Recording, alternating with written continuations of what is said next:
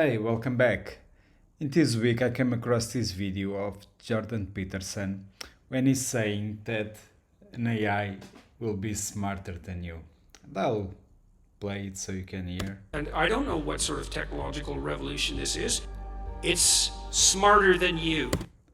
Okay, the first part, I agree. You have no clue what the hell he's talking about. But the part that he says that he's smarter than you, it's really crazy. Like, he's telling this just so. It's like a marketing technique. Like he'll try to sell fear to the public, and as the public loves to buy fear, he's really got a lot of views for this kind of stuff.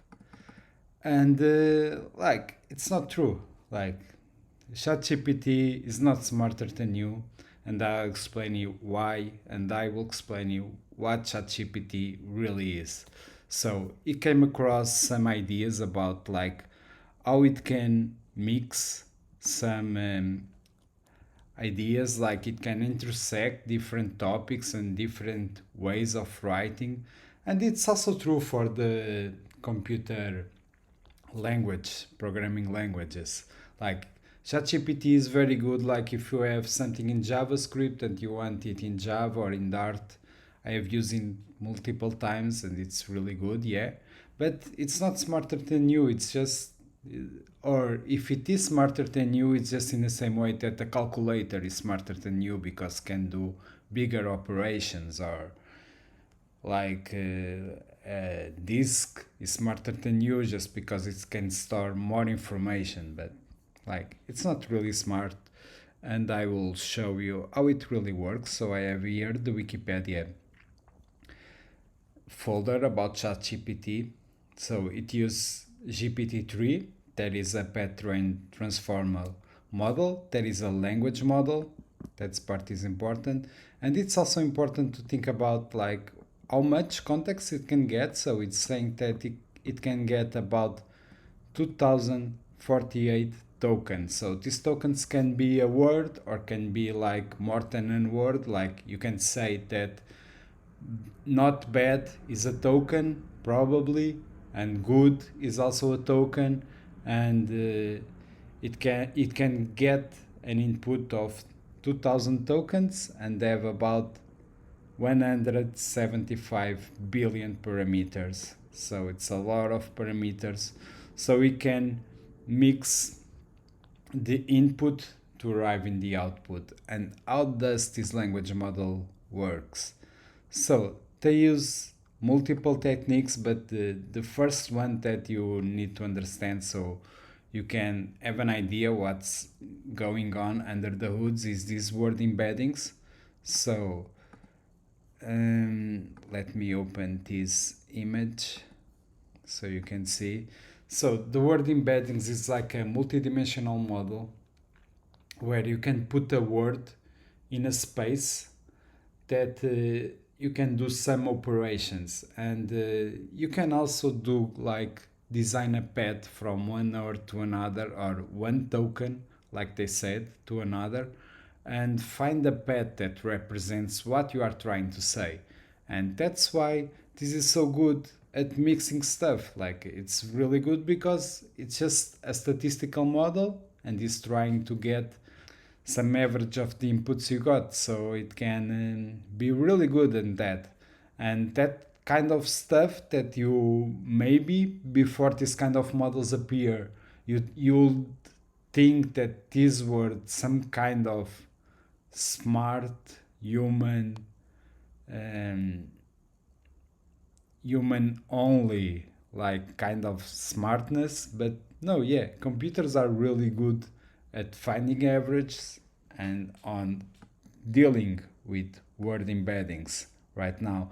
So this is a word embeddings, you are saying like in 3D here, but ChatGPT really creates a lot of dimensions, like probably around 300 dimensions, and create some paths, and that these paths are received as input in these tokens, and it extrapolates to give probably around the same number of tokens in the output. And yeah, it's really good on that. Doesn't mean that is smarter than you, and definitely it doesn't mean that you should not pursue a career in programming. Like, the programmers will still be needed, like, for sure. Like, I can tell you because I learned to code in the 2000s, and like in the 2000s you learn to code with something like this. Like, I can show you. Like, this is an EMS-DOS emulator. So I'm running in this website. I can leave it in this description. I will also leave the rest of the URLs, of course. And the way you would learn to program would be something like you'd write the name of the file that you want to change. You'll come to the edit of the MS-DOS. You'd come here. You'd write like character by character what you really want to do. Like, you can imagine how to code here, because like if you want to indent something, like it's not really that easy. Like, if you need to change something, it's really difficult. Like, and after you do your edit and think your code is really working, you'll come here. You here could use the up arrow so you don't go all the way down. You'll click exit, okay, and then you'll write something like GCC hello, and this was like word by word. Like, you'll not have like this nowadays useful shortcuts like using the up and the down arrow. So you'll need to write it word by word, and then you'll write something to run the program. So I'm not really remembering how it was, but like you'll write something like this and you'll run. And yeah, we learned to code like this, and the IDE appeared about when I was to the university, like something like Eclipse or some. So I can't find it here.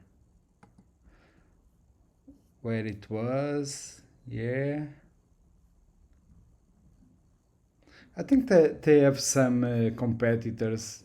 It was not really Eclipse that I learned first, but yeah, like at some point this stuff started to work in a normal computer. In the beginning, when I went to the university, like this stuff was super slow. Like, this stuff existed, but was not really usable.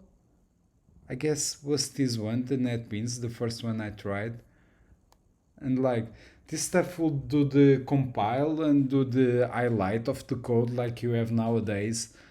But like, this stuff would also probably, if Jordan Peterson had any idea about programming in that time, probably he would also say this would replace all the humans, because why do you need so many people to code if you have something that almost codes for you? Like, you came from something like this to something like, let's see what was the NetBeans interface.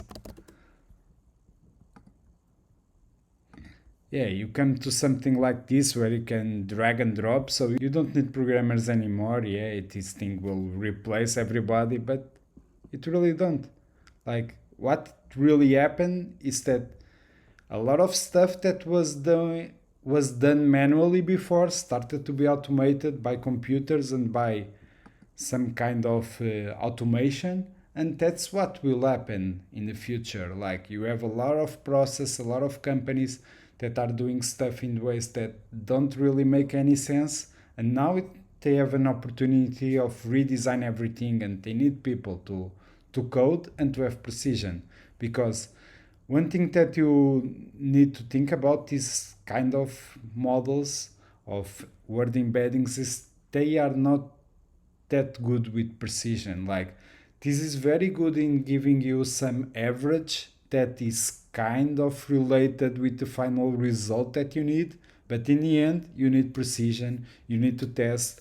Like you can imagine this as a continuous variable, but in the end, what you want is a discrete variable. So don't buy the fear that Jordan Peterson is trying to sell you. If you want to learn how to code, yeah, do it. Learn how to code, do the best decision of your life, and see you next time.